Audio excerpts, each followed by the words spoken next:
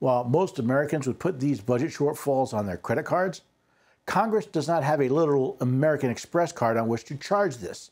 The details of how the federal government actually borrows money is beyond the scope of our talk today, but it's important to know a few basic concepts. Since only Congress can borrow money on the credit of the United States, they must authorize such borrowing by law.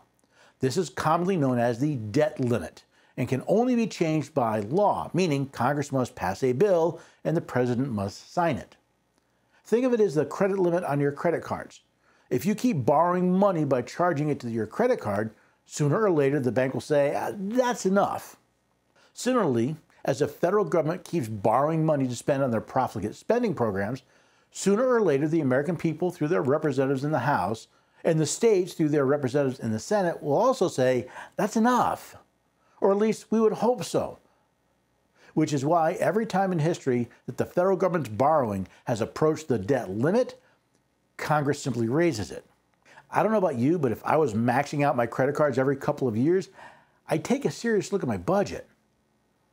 That means the people most responsible for authorizing the ever-increasing spending is Congress. That also means the representatives of the people and the states are authorizing this spending.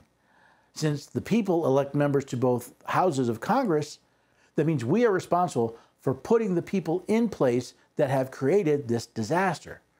And yet, at the end of 2022, our national debt was just short of $31 trillion. Now, compare that to our gross domestic product, or GDP, which is the sum of all goods and services sold in the United States in 2022, which came in at $21,461,300,000,000, give or take.